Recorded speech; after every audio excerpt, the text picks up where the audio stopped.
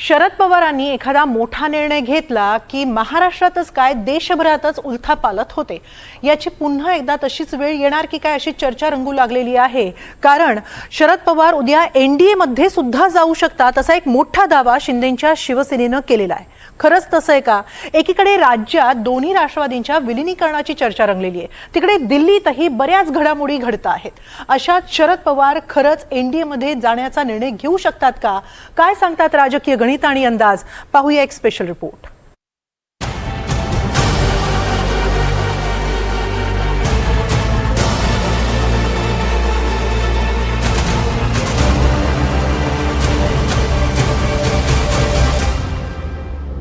आपल्याला माहिती आहे पवार साहेब कशा करता प्रसिद्ध आहेत। पवार साहेबांनी एक्स म्हटलं की वाय समजायचं, याकरताच पवार साहेब प्रसिद्ध आहेत। बघा, शरद पवारांचा एक स्वतंत्र पक्ष आहे। शरद पवार यांची एक भूमिका असते, विचारसरणी आहे ती जातीय व धर्मांध शक्तींच्या विरुद्ध लढण्यासाठी। मी अनेकदा पवार साहेबांबद्दल अनेक मथळे वाचलेले आहेत आणि त्यातला अगदी सर्वांना परिचित असलेला मथळा म्हणजे तेल लावलेला पैलवान। ते मला आज पटतंय।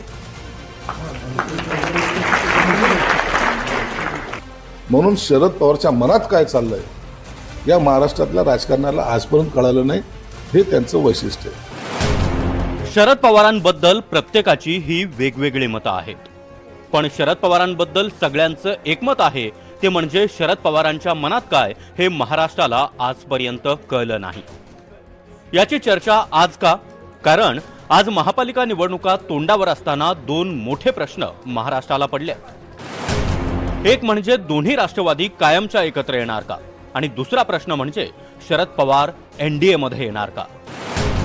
या चर्चेसाठी ताजं निमित्त ठरलंय ते शिंदेंच्या शिवसेनेचे नेते आणि मंत्री संजय शिरसाट यांनी केलेलं भाकीत। शरद पवार एनडीए मध्ये आले तर आश्चर्य वाटायला नको असं वक्तव्य संजय शिरसाट यांनी केलंय। शरद पवार आहेत, लक्षात घ्या।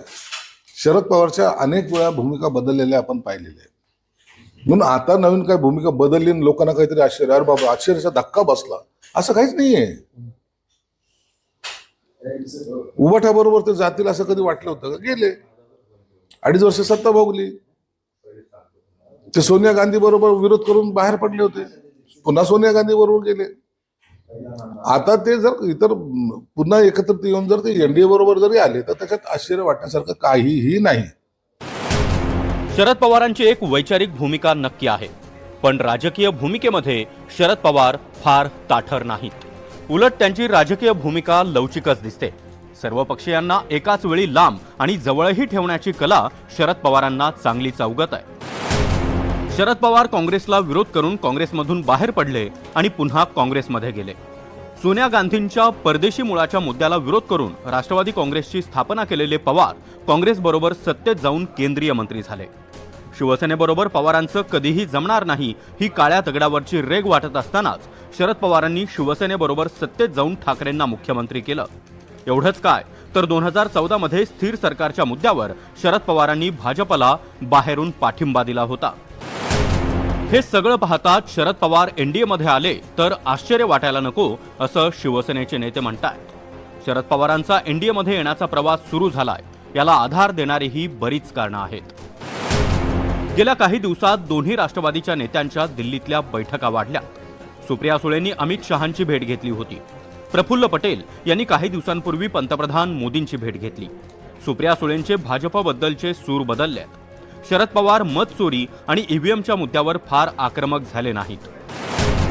शरद पवार एनडीए मध्ये येणार का याबद्दल भाजपचे नेते काय म्हणतायत तेही पहा। शरद पवार एनडीएत दिसतील। असं आहे की आज एनडीएचा निर्णय घ्यायचे अधिकार तर मला नाही आहे, केंद्रीय भाजपाला आहे।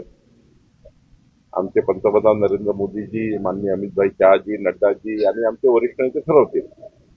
पण महाराष्ट्रामध्ये आता आम्ही स्थानिक स्वराज्यामध्ये भाजपा सेना महानगरपालिकेत एकत्रित लढतो आहे। नगरपालिकेत बघा आम्ही त्या ठिकाणी वेगवेगळं लढलो, त्या ठिकाणी मित्रपक्ष म्हणून आम्ही या ठिकाणी आमची निवडणूक लढलो। पुढे जिल्हा परिषद आहे, त्या स्थानिक राजकारणामध्ये काय परिस्थिती निर्माण होईल। अजित पवार राष्ट्रवादीतून बाहेर पडले त्यानंतर शरद पवारांनी घेतलेल्या पत्रकार परिषदेमध्ये शरद पवारांना प्रश्न विचारण्यात आला होता। शरद पवारांच्या राष्ट्रवादीतला सगळ्यात आश्वासक चेहरा कोण? भविष्य काळासाठी तुमच्या पक्षाचा आश्वासक चेहरा कुठला? शरद पवार. भविष्य काळासाठी तुमच्या पक्षाचा आश्वासक चेहरा कुठला? शरद पवार.